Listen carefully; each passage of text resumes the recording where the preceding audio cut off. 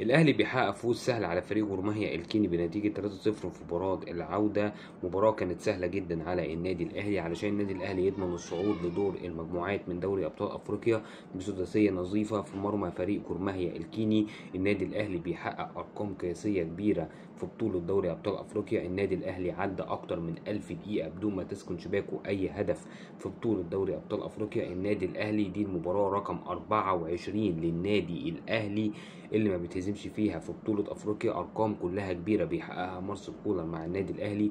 واضح كده يا جماعة إن مارسيل كولر استمراره إن شاء الله في تدريب النادي الأهلي هيهز أرقام كتير جدا عملها الأسطورة مانويل جوزيه، وقريب جدا ممكن هنبقى نقارن ما بين الأسطورة مانويل جوزيه والأسطورة الحية اللي موجودة دلوقتي مارسيل كولر.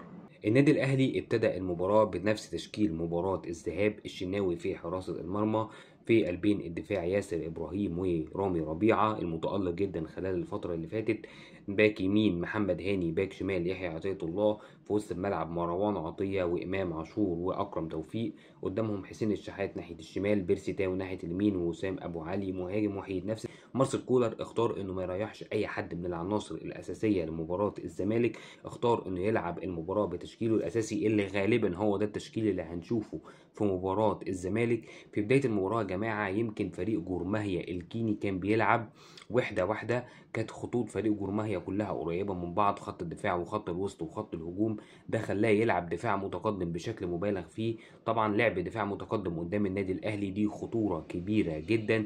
النادي الاهلي ومارسيل كولر افطن للنقطه دي وقرر انه يلعب الكرات الطوليه في ظهر فريق جورماهيا الكيني، وفعلا النادي الاهلي كان بيلعب كرات طوليه كتير جدا في ظهر فريق جورماهيا الكيني، ولكن للاسف النادي الاهلي عن طريق اسلوب اللعب ده ما قدرش يشكل خطوره كبيره على مرمى فريق جورماهيا اغلب احداث الشوط الاولاني، برغم ان النادي الاهلي طلع متقدم من الشوط ده بنتيجه 1-0، ولكن الخطوره على المرمى كانت قليله جدا. ليه بقى؟ علشان الكرات الطوليه دي 90% منها ما كانش مظبوط وما كانش بيوصل للعيبه بشكل سليم، يا اما كان بيتحسب اوفسايد وبيبقى تسلل على لعيبه النادي الاهلي.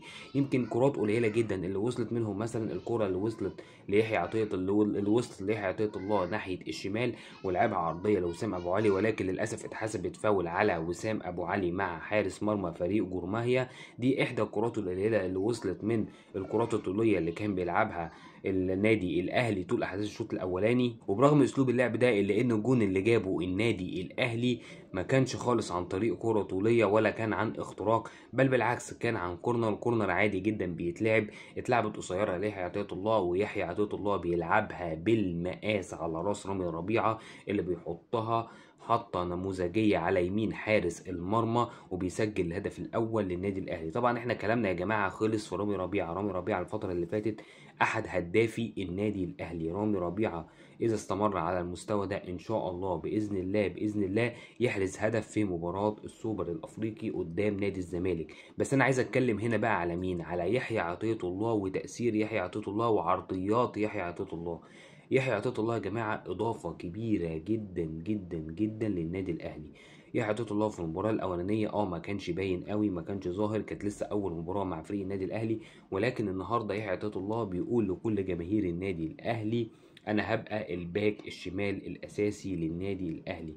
أداء مميز جدا. يمكن يحيى عطية الله هو خد كمان رجل المباراة النهارده عن طريق 2 اسيست الهدف الأول واسيست الهدف الثاني، وأداء مميز جدا، أداء مبشر جدا إن احنا يبقى عندنا إن شاء الله خليفة لعلي معلول وكمان خليفة لمحمد عبد المنعم اللي هو رامي ربيعة. غاب منعم وغاب علي معلول، لكن يحيى عطية الله ورامي ربيعة موجودين بيعوضوا غياب أي حد. وبيبتدي الشوط الثاني برضو استحواذ وسيطرة من النادي الأهلي على جميع أرجاء الملعب. فريق جورماهيا ما شكلش أي خطورة طول أحداث المباراة على مرمى فريق النادي الأهلي إلا يمكن في كورة أو كورتين، ويعني مش خطورة كمان، يعني ما نقدرش نقول إن هم فرص حقيقية للتسجيل، ولكن حاجات كده مناوشات من بعيد لبعيد.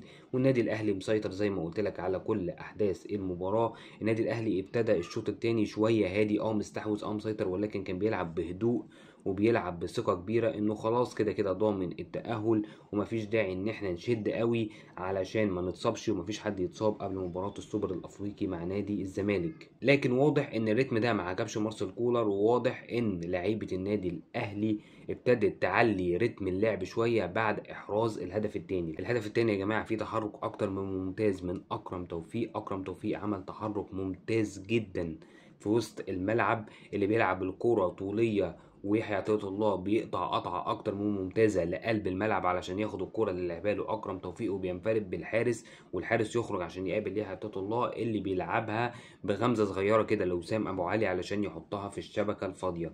والهدف ده يا جماعة بيدل إن في حاجة مهمة جدا قايلها مارسيل كولر ليحيى عطية الله. واضح جدا يا جماعة إن يحيى عطية الله ما كانش بس بيلعب في الماتش ده باك شمال، لا، يحيى عطية الله كان في أوقات كتير جدا بيضم تحس ان هو بيلعب جناح شمال. واضح ان دي تعليمات من مارسيل كولر المدير الفني للنادي الاهلي. هل دي ممكن نشوفها في السوبر اللي جاي قدام الزمالك ولا لا؟ هنشوف وهيبان حسب معطيات المباراه، وحسب طبعا قدرات الفرقه اللي انت بتلعبها، لان اكيد قدرات فريق جورماهيا غير خالص قدرات فريق الزمالك، وفريق الزمالك اكيد اقوى بكتير جدا من فريق جورماهيا.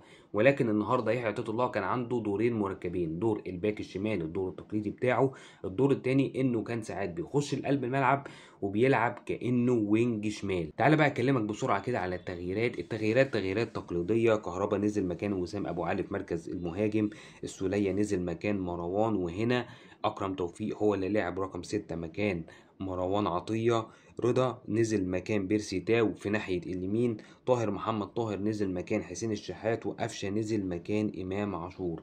انا هنا عايز اتكلم بقى على اللي حصل بعد التغييرات. اهم حاجه حصلت بعد التغييرات ان انا حسيت ان اللعيبه اللي نزلت اضافت حيويه ونشاط للفرقه. اللعيبه اللي نزلت كانت عايزه تثبت نفسها وتقول ان احنا نستحق مكان اساسي في تشكيله النادي الاهلي، وفعلا قدروا يحققوا ده في نهايه المباراه عن طريق اضافه الهدف الثالث عن طريق طاهر محمد طاهر. لكن انا هنا عايز اتكلم على اداء قفشه. اداء قفشه يا جماعه مميز جدا. يمكن قفشه لعب ربع ساعه بس، ولكن كانت ربع ساعه مليئه بمحاوله خلق الفرص لكل لعيبه النادي الاهلي. عمل كوره مميزه جدا لكهربا انفرد من خلالها، ولكن للاسف لعبها في جسم الحارس، وعمل كوره الهدف الثالث لطاهر محمد طاهر. اداء النهارده مميز جدا جدا جدا من قفشه بعد نزوله ربع ساعه مميزه جدا. وانا اعتقد ومن وجهه نظري قفشه يستحق وقت اطول شويه، يستحق على الاقل نص ساعه، اخر نص ساعه تطلع امام عاشور وتنزل محمد مجدي قفشه، لان محمد مجدي قفشه عنصر مهم جدا وبيديك حلول وبيديك باصات حريريه، باصات مميزه، تمريرات سحريه توصلك للجول باقصر الطرق. وده اللي عمله محمد مجدي قفشه النهارده. برافو يا قفشه، استمر، وان شاء الله باذن الله يوم الجمعه يوم 27 مستنيين باذن الله القضيه بتاعتك يا قفشه. عايز اتكلم هنا بس على نقطه صغيره كده، هي نقطه سلبيه. انا عارف ان ده مش وقت سلبيات، ولكن لازم اتكلم فيها عشان دي صراحه نقطه نرفزتني جدا. عايز اتكلم يا جماعه على محمد هاني. انا محمد هاني نفسي اشوف له عرضيه صح، نفسي في حياتي اشوف محمد هاني بيلعب عرضيه لمهاجم. انا في كوره يا جماعه شلتني من محمد هاني في الشوط الثاني لوحده خالص وطالع لوحده، والمفروض يلعب عرضيه وبيلعبها مستريح، الاقيه بيلعبها في رجل المدافع بتاع كينيا. حاجه غريبه جدا، انا مش عارف يعني. انت يا عم بص قبل ما ترفع العرضيه، ابوس ايدك تبص قبل ما ترفع الارضيه، ما تعيش دور الناشئ ده. خلاص بقى اطلع من دور الناشئ ده يا اخي. يا اخي حرام عليك، حرام عليك بجد. يعني انت في الدفاع مش احسن حاجه، وكمان في الهجوم مش عارف ترفع عرضيات.